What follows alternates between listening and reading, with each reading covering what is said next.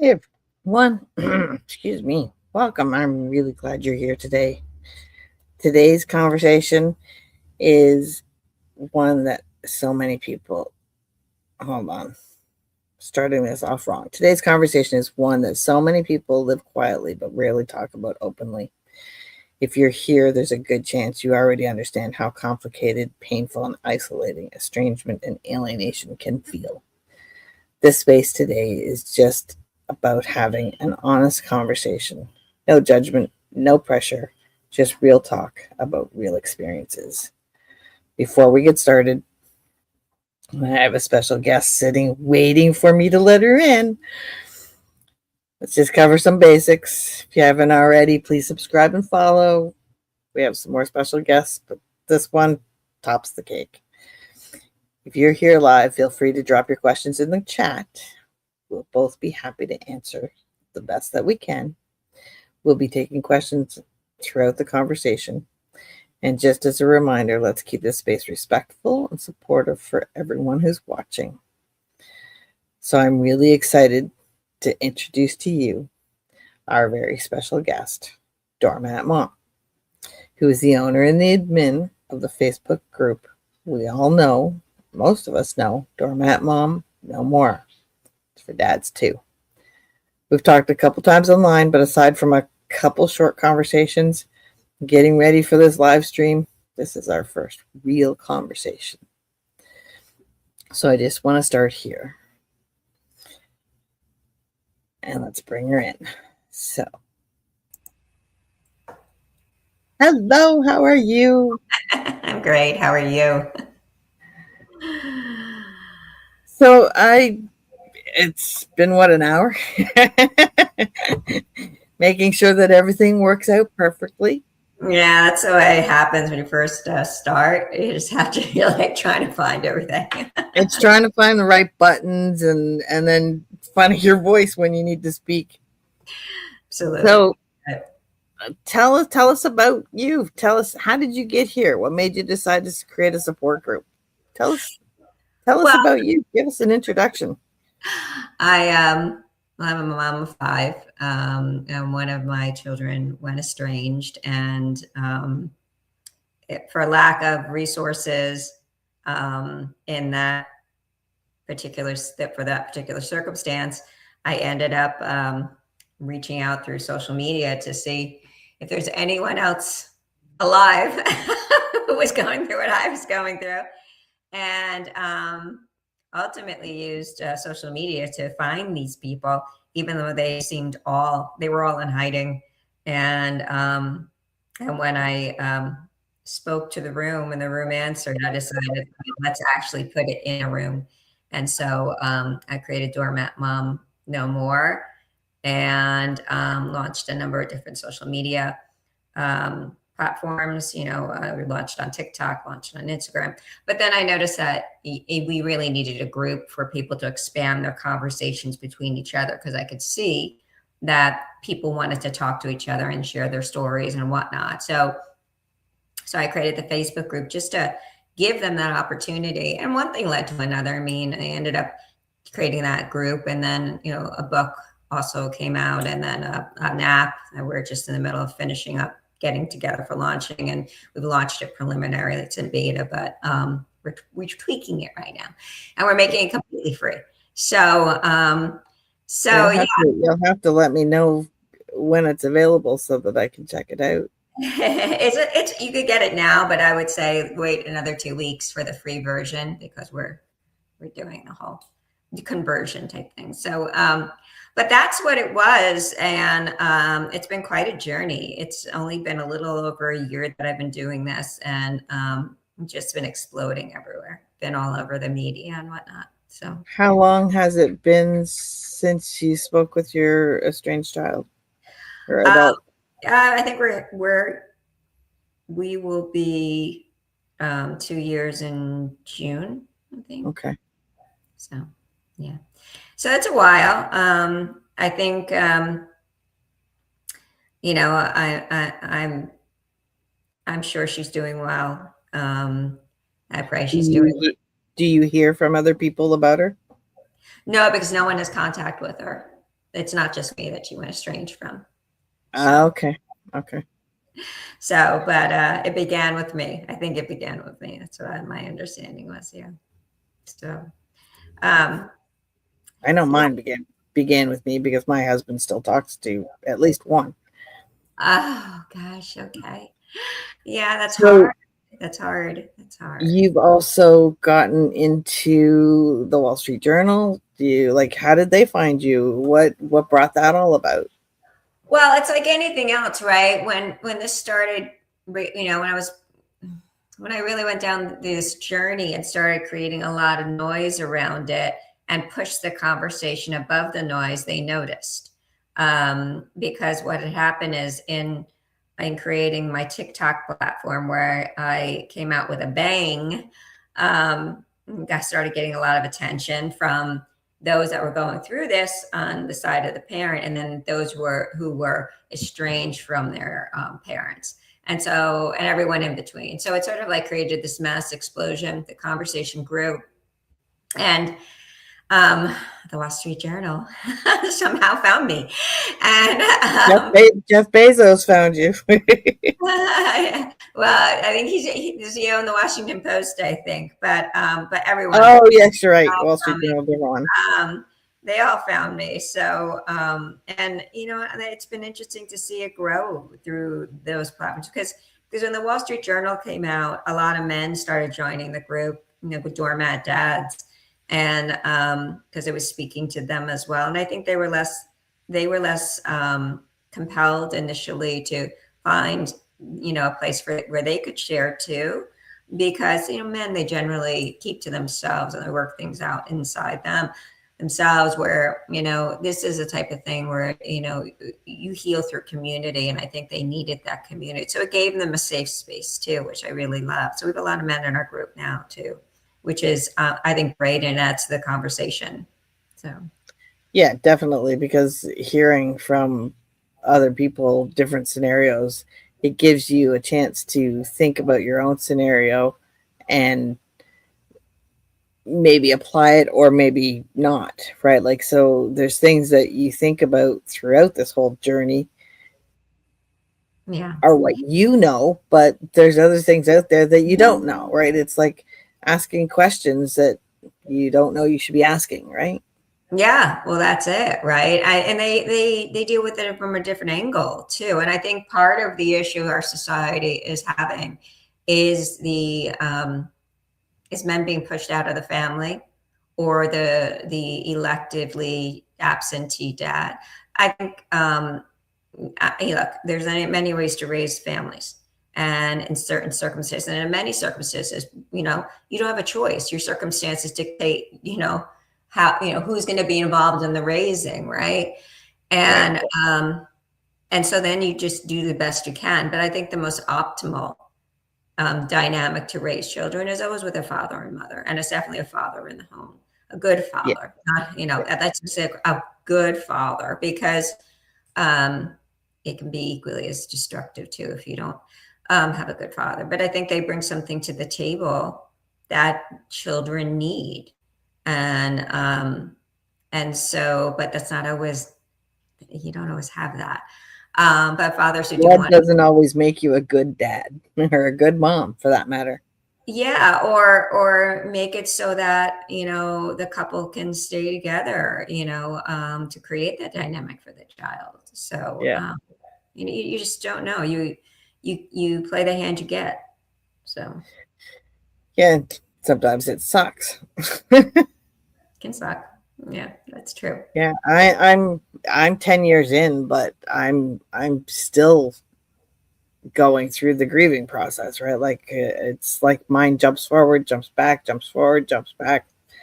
So that's kind of why I started this channel, is to kind of share the experiences that I'm going through, and by bringing you in and the group, because I actually went to Facebook as well, right, to look for a support group, and I got into those non-private groups, which is terrible. And Yeah. the admin was completely absent. And I don't know if somebody mentioned you in that group, or somehow I got on and saw that it was private, it was like, okay, perfect. And even then, right, like there are differences of an opinion. There are different things that people talk about that aren't necessarily what you agree with, and it's a matter of taking what you can get from it Yeah. and leaving what you can give, right? So it's not always balanced, but it's, well, balanced isn't the right word. It's not always equal in the sense of the same thing. I may leave an apple and I may take an orange. You know what I mean? Like it's not comparative. I So Yeah, I think with our group, I'm very proud of the fact that we do monitor so closely. Andy and I work overtime to I can make sure imagine. the group is safe, especially because so many people have joined in such a short period of time. And so I think that's really important to safeguard, the sanctity of the group.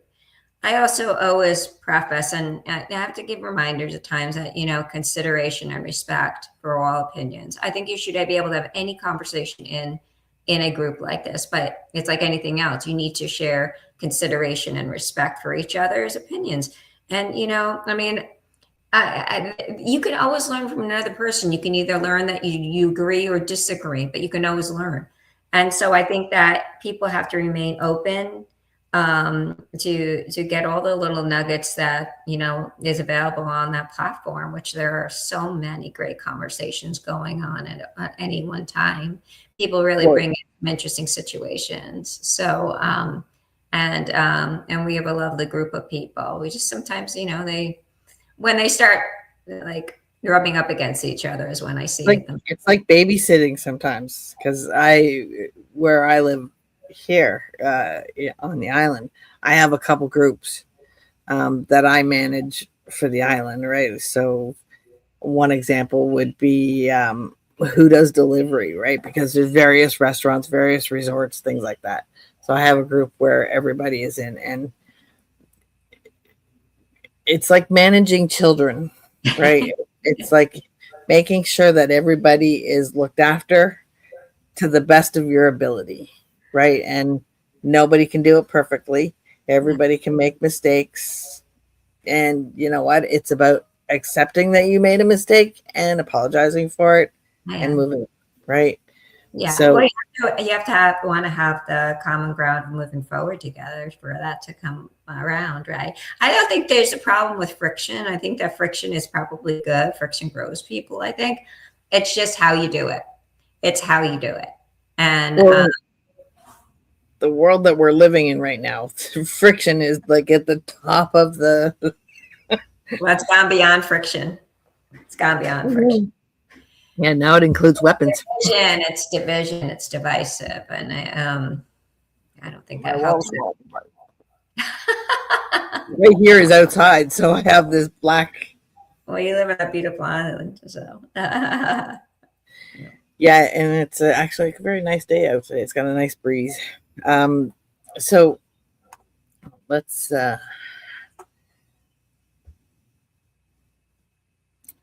So just so that I can kind of fill you in, I don't know how much you know about me, because obviously you don't read all my posts, but I'm an estranged and an alienated mom. I have 3 sons, okay. and my oldest son has a daughter and another child on the way. Um, so I don't talk to any of them. In fact, my first 2 oldest sons are my first husband, which I got married at 19, divorced by 26. So they're older. They're 37, 34. The oldest having my granddaughter. Right. So I'm alienated from her, Hmm. but I'm also alienated from them because their father has not encouraged the relationship rebuilding. And how old are they? So the 30 the oldest is 37, the next one is 34, and then I've been married for 30 years with my husband who's here with me. And we have a 27-year-old.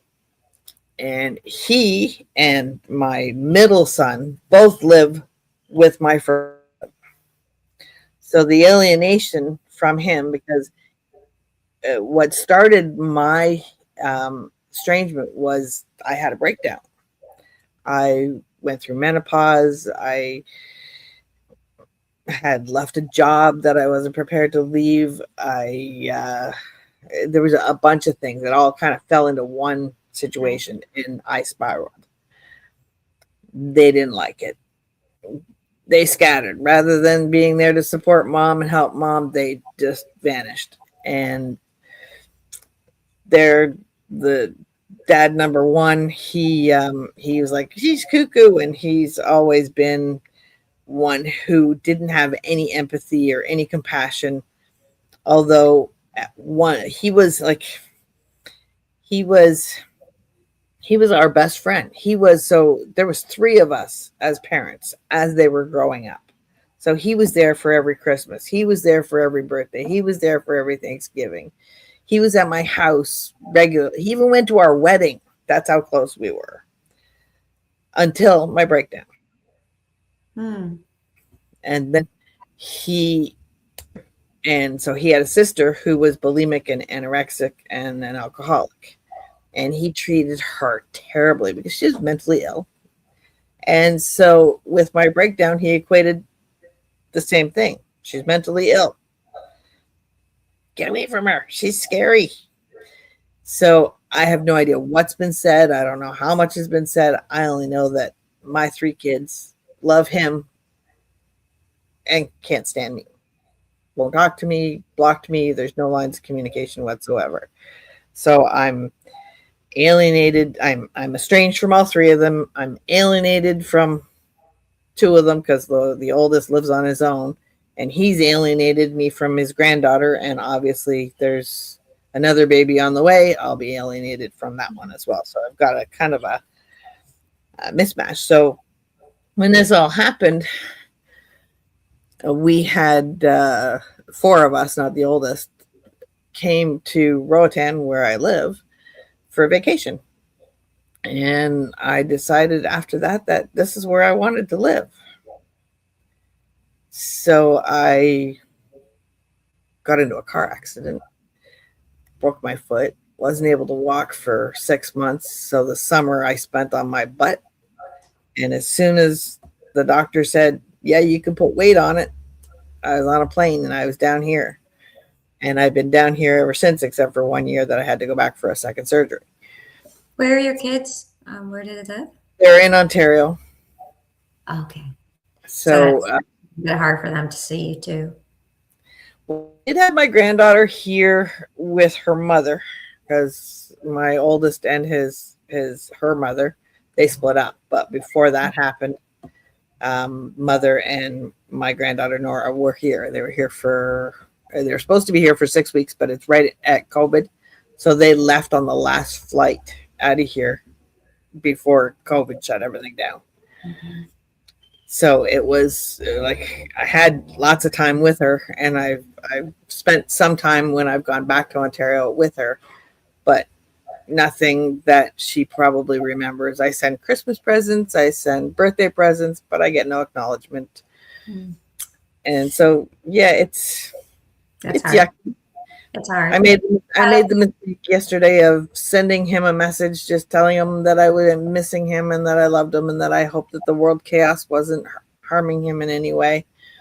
No response. And then I was like, I promised myself I wasn't going to do that. It's that you set your boundaries and then you bounce over them, right?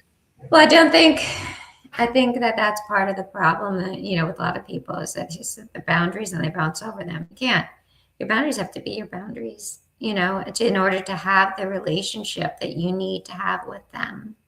Right. So if your boundaries are, let me give him the space to come back to me while I'm, enjoying my life where I live.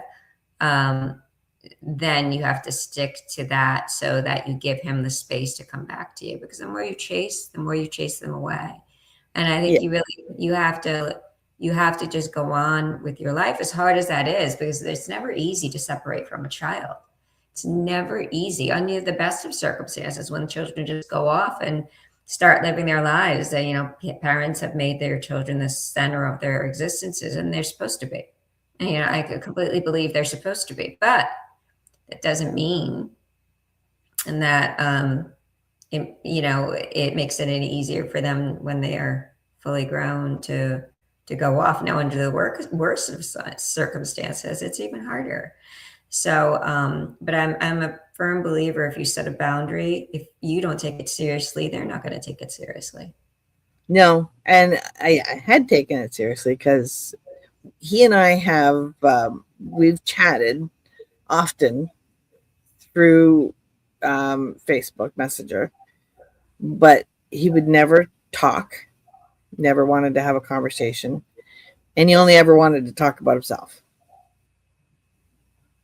So he didn't want to hear anything about me. He didn't want to hear if I was healthy as a horse or dying the next day, right? Like, it was, my life didn't matter to him. So I got to the point where I said to him, I said, you know what, if this isn't a two-way relationship, then I don't want any part of it, because relationships don't work from one perspective. It's like a marriage, right? Like, you can't have one part of the marriage fighting for it all the time and the other part just going, yeah, okay. Right. Or like, it's any relationship. It takes two to make a relationship, and communication and give and take, right? Like, and to be able to speak truthfully to each other, not get upset about it, right?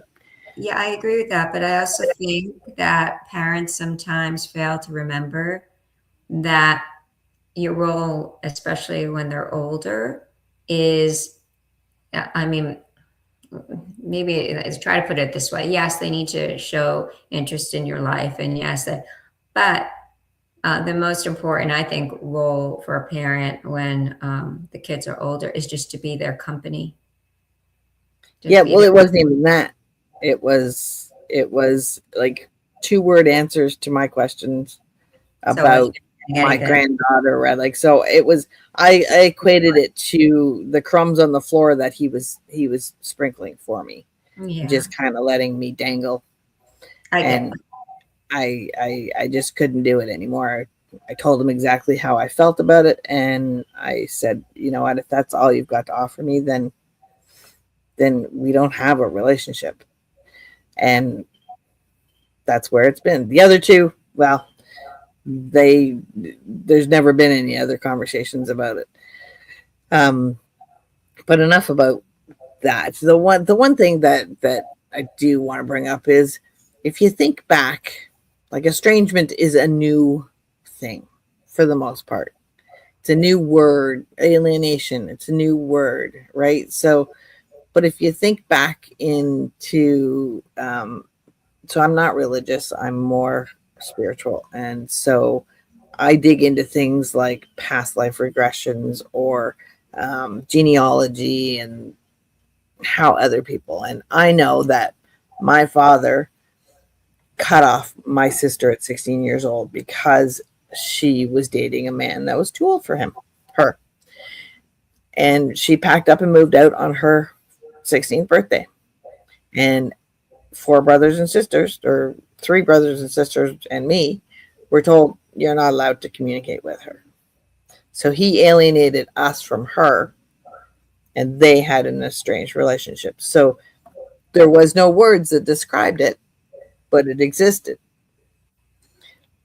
And then prior to that, my mom's family, my grandfather is from Liverpool, and he was sent over here through on a boat at 14 years old, because at that time it would have been like the 1914 time frame, 1912s.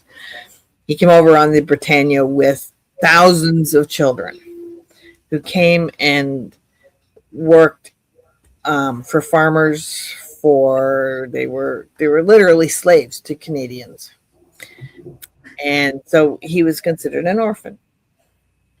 And he met my grandmother, and I honestly don't even know the whole story because my mom didn't talk about it. But so my grandmother and my grandfather got married. They had one boy who died, and then they had three girls. But they couldn't afford to feed three girls. So they kept my mom, who was the baby, and the other two they gave away to a family. And I don't know if they were like slavery or adopted. Well, they were never adopted. But so it's kind of this thing that has always been around but never been named. So are you asking about generational estrangement? First of all, estrangement is not new. Estrangement has been happening for years. It's happening all the way to the biblical ages, right? So but it's the not, word hasn't been there. well, yeah, I mean, but it doesn't mean that the act hasn't been. No, and the way I'm equating it is like before AIDS became AIDS, it was still here. It wasn't until somebody created the word AIDS and said that's what this is. Right. Well, there is generational estrangement, right? So it's known that if one generation estranges, they predict that the next 7 years, 7 generations will cope with that estrangement in some way. So it will travel through the line. So you're impacting 7 generations going forward of if you choose to estrange your parents or vice versa, you will impact 7 generations. That's the statistic. So it's known to run in families like a virus, and yeah, I mean, it certainly, once you open that door, it becomes another solution to handle conflict. When reality is conflict can usually be handled by a conversation and mutual goal at the end, which is to maintain the relationship. If you don't have those two things, you have no relationship to maintain. And so you have to always have the mutual goal of maintaining the relationship and having it in each other's lives. If you don't, then, and one is saying, yeah, well, I can do without you. So that's not my ultimate goal. It's me winning. Then they're a win. Yeah, they'll win, but they probably will end up being estranged. So it's not any more complicated than that, I think. No, and I agree with what you're saying, because it's like anything else, right? Something, if you don't break the behavior, if you don't stop the generational trauma, that trauma continues on to until somebody does break it. Well, I think too, with so much of it going on now, with it being such a trend, that you're going to see lots of generational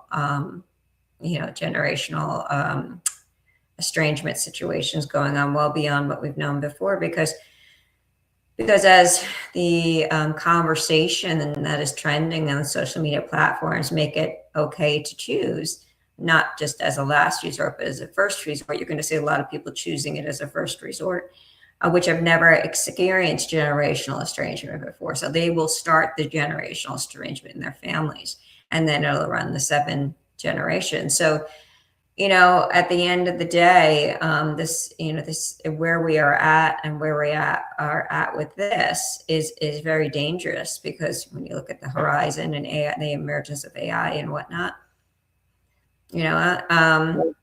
it's just all going to impact, and the what families look like today versus what they could look like down the line would be very different. Exactly, and especially when you have a government that started out talking about the nuclear family and having more children and birth rates being low, right? Well, if this is what you end up getting to have, why do that? I guess that's a good point. Yeah. Right. So, the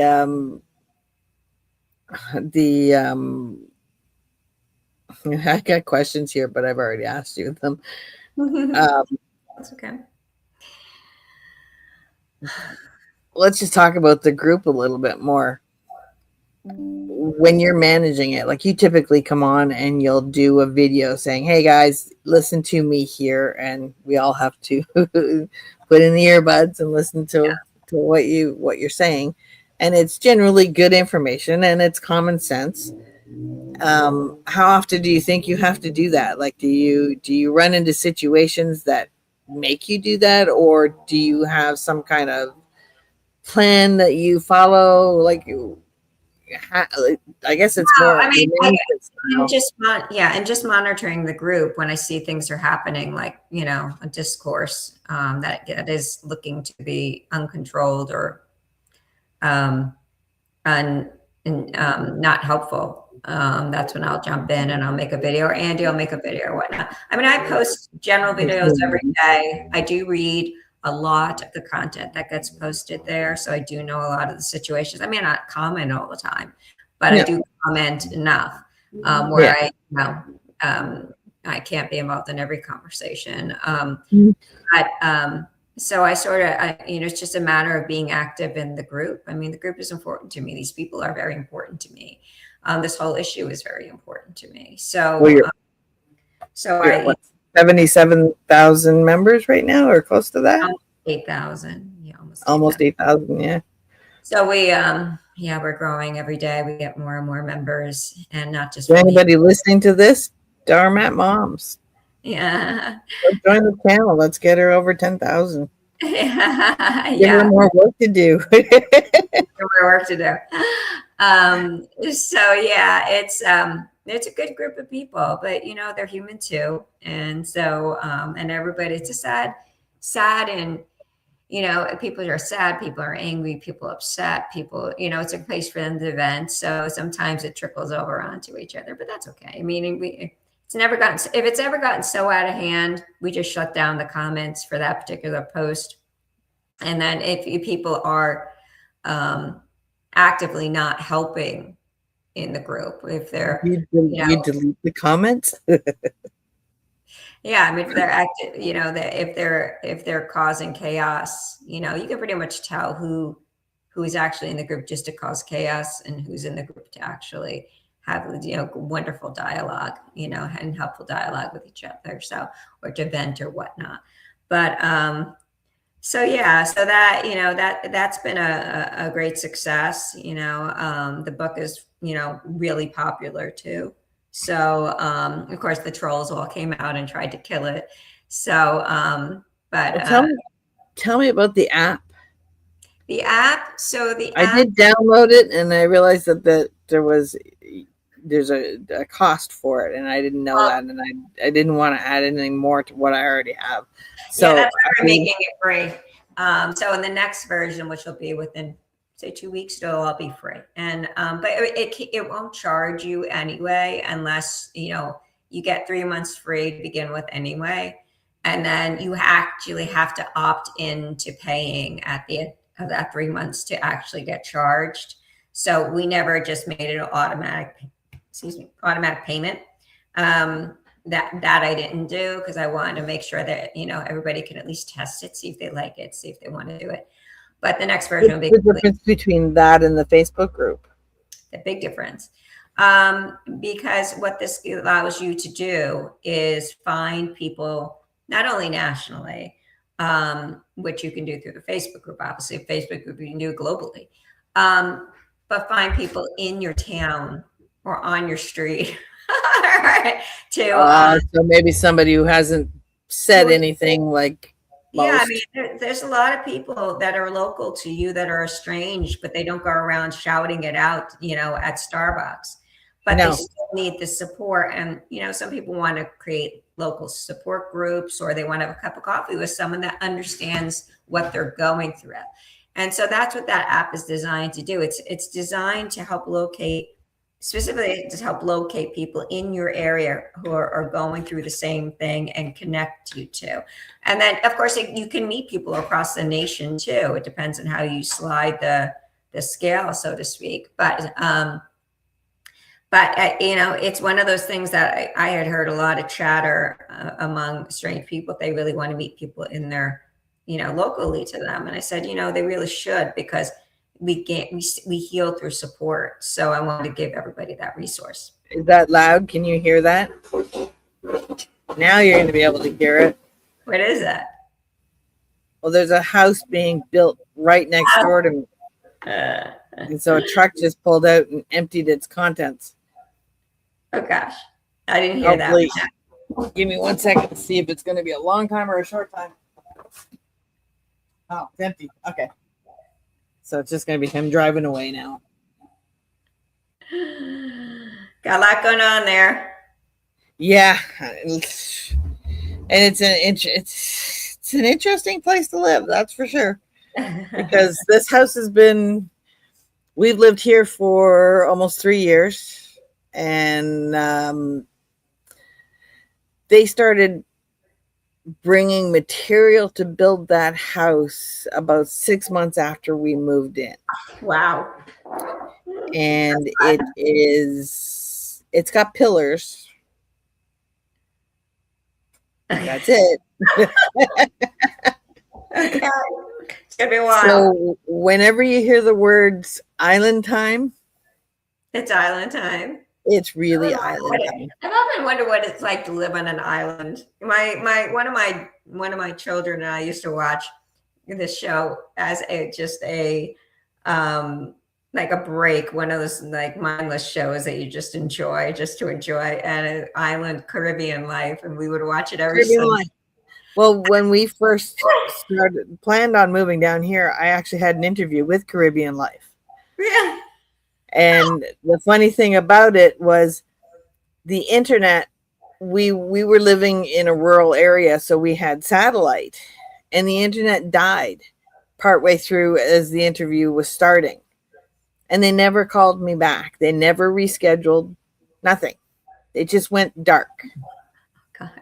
And I thought, oh, I even stopped watching it because I thought, you know what, if that's how you treat people, then like, oh, I'm sorry to hear that. It was just such a fun thing that we did when she was still living home. But yeah, in any event, we always had fond memories. So I was wondering, like, what island would I live on? I think I'd probably live on. Well, yeah, it's not something you'd ever think would be possible, right?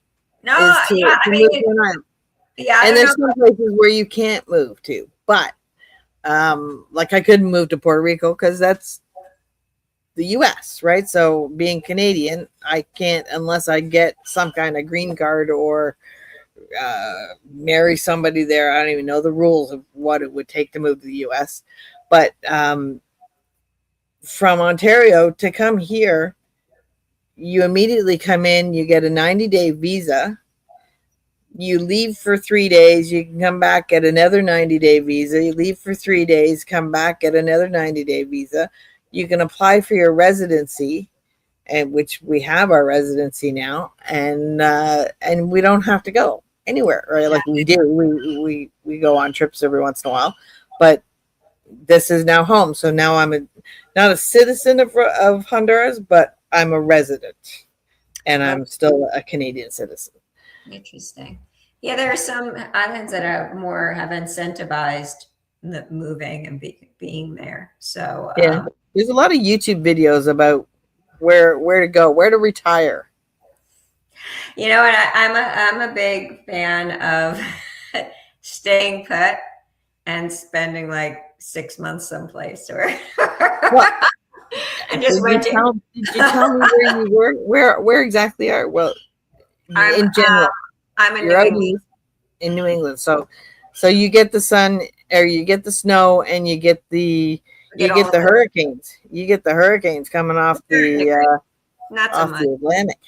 Yeah, but not. We're pretty safe here. We get the fall, which is gorgeous. So, and then I'm right on the shoreline, so I'm on the water. I mean, so right, yeah. So we get a little. We have the farmland, we have suburbia, we have city, and we have water. So it's nice. It's not bad. So it's not much different than living in Canada. You get 4 seasons. Right here, we get 2 seasons. We get 65, 70 degree weather, and we get 100 and 110 degree weather. Oh, and it's humid. That's rough.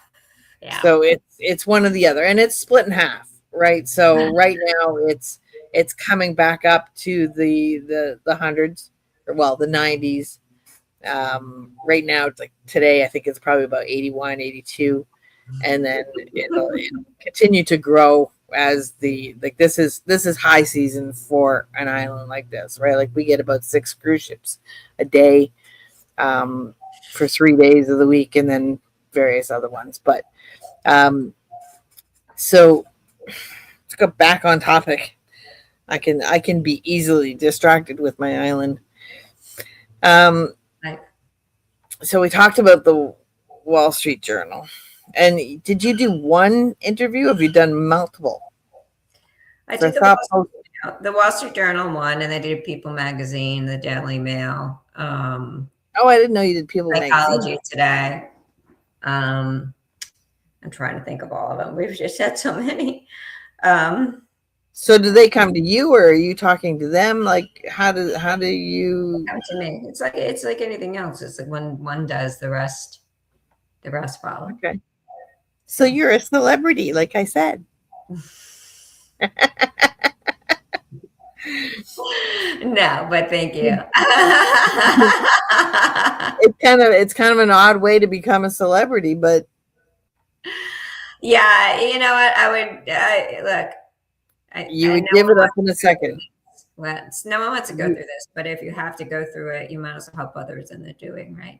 So, Well, and that's kind of what I meant, right? Like you'd give it up in a second to not be where you are, but if you're going to be where you are, you're gonna do what you can to help other people who are going through it at the same time, which is kind of what made me start this channel, right? Is I'm not an expert. I'm 10 years in and still flailing. So Yeah. back and forth and whatever, but I'm a researcher. So I dig into stuff and I learn stuff. I'm also spiritual. So I look at things that maybe somebody else may not look at, right? And Well, let me ask you a question. Do you think there's a spiritual element to this? I do. The whole world is going through a big change right now. In terms of, like, if you look at every single government, right, across the entire globe, there's something going on with every one of them, right? There are people that are raising up and screaming because they don't like this, they don't like that. The cost of things is going through the roof. The whole child abuse and how, like, the Epstein stuff and the Diddy stuff, and there's Catholic Church stuff, and there's indigenous stuff, and there's just so much underlying stuff that is now raising to the surface. Yeah, it's getting very loud. Spiritually, that's on purpose. The spirits are saying, we're bringing it all out. So we're going to hear everything, and it's going to blow our minds. Yeah. Because what it wants to do is it wants to level set. Yeah. There was sorry, go ahead. I think there is. I think there's a spiritual element to this for sure. And I think that no matter how you define, your spirituality, if you define it in a particular religion, or you define it in a particular faith, or you're in your own way, you can't deny that the world is screaming, and this is just part of the scream. Well, but it's on purpose. So Mother Earth and the universe is saying, this experiment called Earth is broken, and we're now going to fix it. Yeah, but I think that also, I think you have to somehow figure out how to be silent enough in yourself to actually hear the answers. And I think that's nobody's being silent. Everybody continues to scream. So I think you have to be silent enough to hear the answers. Well, the thing that you're hearing from everybody is wake up, stand up, speak up, be aware, right? So the governments in all these different countries are now facing people who are saying, this is my country and this is my right and this is not what I want. And the groups that were okay with it are getting smaller and smaller. Mm-hmm.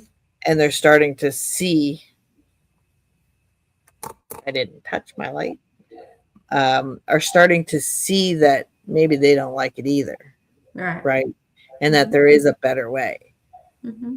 Right. So the one, like, and I do tarot readings and I do pendulum readings. And one of the things that I was told, and I actually watch a couple psychics and mediums online, and I have done my research on them to find out what are the good ones, what are the bad ones, kind of thing. So I know the ones that I'm watching are highly reputable.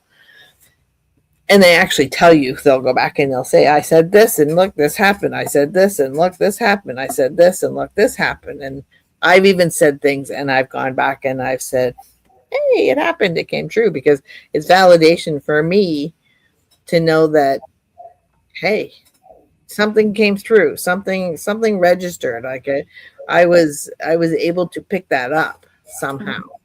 Mm-hmm. And the one thing, and Donald Trump was a big part of it. So there's Donald Trump, Bibi Netanyahu, and Putin, and one more. Oh, Kim Jong-un, Chinese.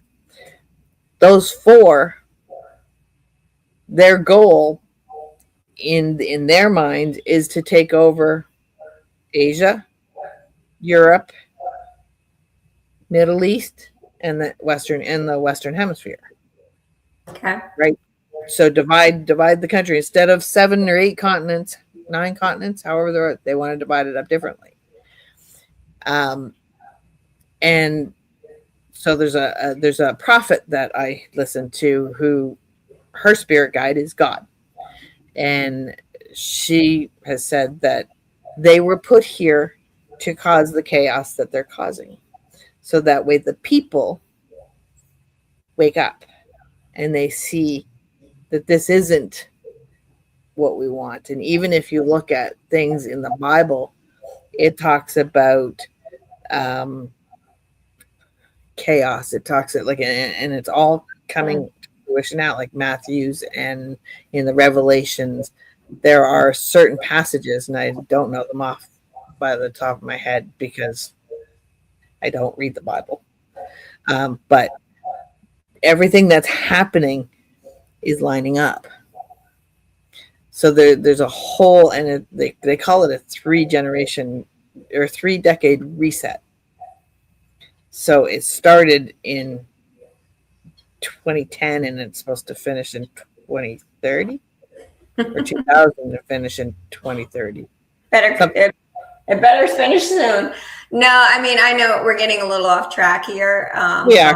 That question. I certainly feel like everything happens for a reason. So would I discount that they aren't being put here for a reason? I don't discount that. And where we'll end up, I guess we'll see. But I do think with regards to estrangement, there is a spiritual element to that. And I think we're just now caught up. It's just everything's coming to the surface, and estrangement is one of them, which is why it's so loud right now too. Well, the estrangement is very loud, right? Like there's so many groups out there, and I don't know why anybody would create a group like that that's not private. Because the reason that made me realize I need to get out of this group is one of my friends on my Facebook commented on my post, and luckily that particular friend knew it. But then how many other people saw my post but didn't say anything, right? Yeah. I think they make it public because they figured it's an easier way to help people just sign up. But I think the smarter way is just to protect people's privacy, and that's how I feel. Do the best we can. It is private. Otherwise, we would be out there telling the world. And still people cite things anonymously, which Well, you still have the anonymous thing on. I turn that off. No, I do have the anonymous thing on because quite honestly, I can understand why some people just want to post certain things anonymously, and that's their Well, comfort. you can see who it is in the background anyways, right? Yeah, So I can. Yeah. yeah. So I think that people have a right to that privacy if they need to. Now, if everyone starts posting anonymously, that's a little different. And I know I Well, had to. you did do a post about using it Well, do you just use it a little bit more sparingly versus all the time. Everybody's like, all of a sudden, it's like, what is going on here? Yeah. You cannot all post anonymously all the time. It bothers me less, and I think it bothers some people in the group because they can't see who it is, where I can see who it is. But the funny thing is we don't know who they are anyways. Right? It's a name. It's not like it's my next door neighbor. It's not like it's somebody who I grew up with. Right? Because if there was anybody else in the group that I knew, it would show me that there's another person in the group that I know, right? Yeah. So it's there and like I think I've posted, I don't know if I posted in there anonymously or not. I did post it anonymously on the other group that was. Yeah. Well, that's what we have a lot of parameters in place to govern the group. I've had to ease up on those a little bit because people's a lot of time. And so like there we had a what's the word? System policing, like it's not a keyword because we have certain keywords like if you use it will flag us, but also we have certain things at play that if you've been reported, if your content has been reported once, you end up being you now go on a list where your content gets held for 28 days. And so so we had to eliminate that because that was a little bit stringent. People weren't seeing any of their content. They kept like asking me or Andy, like, where's my content? Well, something you said, caused it to be reported. So now you're on there's your naughty list. There's your rules, and then there's Facebook rules on top of that, right? Well, so sometimes you don't have a control over it. And that is absolutely true because we're growing so fast and we have the propensity to grow even larger very quickly. Facebook came, saw us and we're like, okay, we got to put some parameters. And so they put parameters on us too. So some of the stuff I can't eat, there's nothing I can't do anything about because Facebook's just trying to keep us safe. And while, and can control their platform, and they have a right to do that. They have every right to do that. So I'm all tired of tangled up with my cords. So we have, we do have some restrictions just because we're growing so fast. Yeah. And so I find sometimes I've got, like I said, I've got one group, but I actually have about 4 groups, and I'll go into my notification and it's approve. And you see the same thing posted like 5 times. It's like, you only need to post it once. Yeah.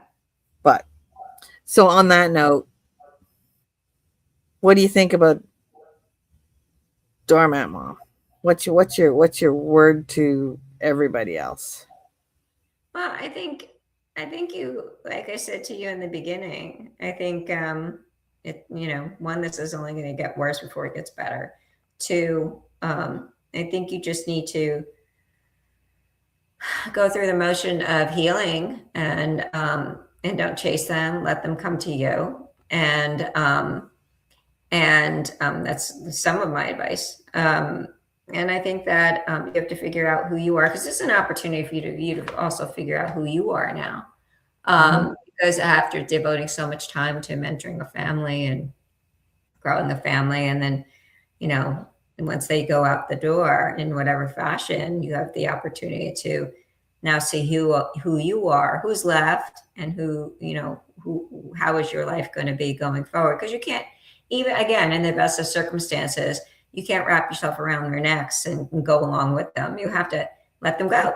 And so, but it gives you the opportunity to figure out who the person you are today. And if in fact you are estranged, after doing that, you put yourself in the best of all positions to deal with a reunification. If you're not whole and healthy, it's going to be very hard for you to establish any type of reunification if one is to come to pass.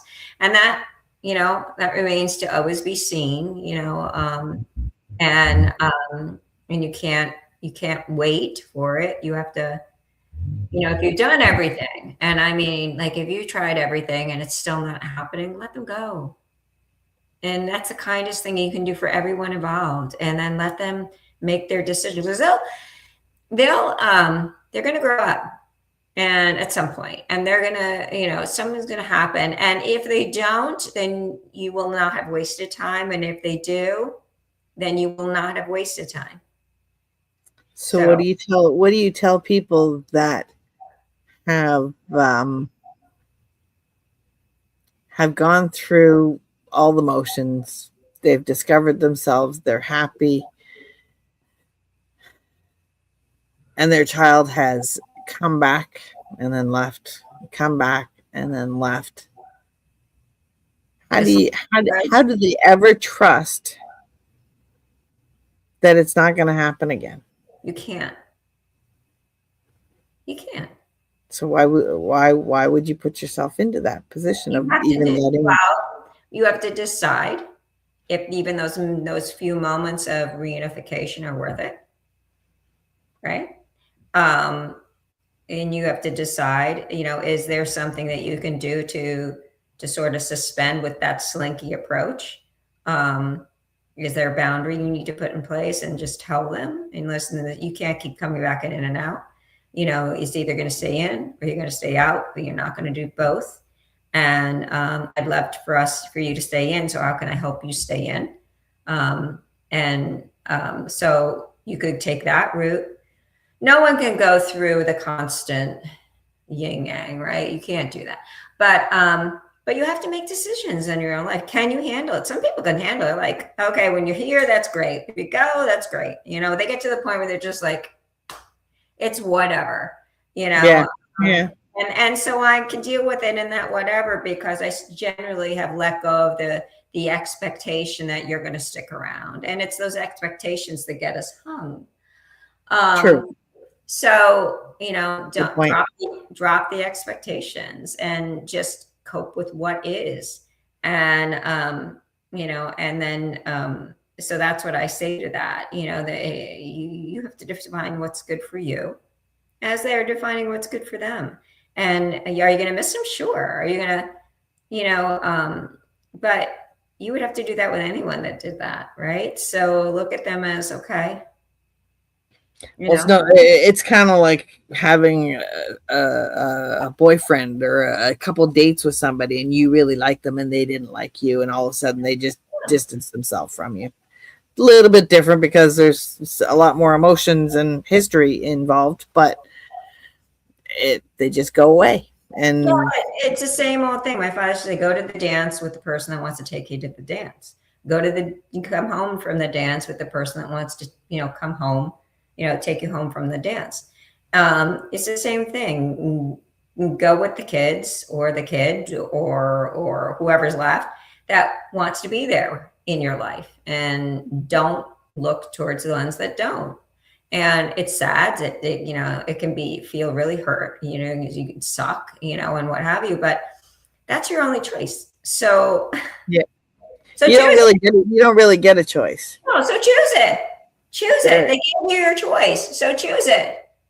Well, yeah, they give you a choice, but it's the choice you're given. Like, yes, you can grow your life and you can do whatever you want. You can now become an astronaut if you wanted to be, whereas before you were just a mom. However, they've put you into that position to have to make that choice rather than having the choice that you already made, which was to become a mom.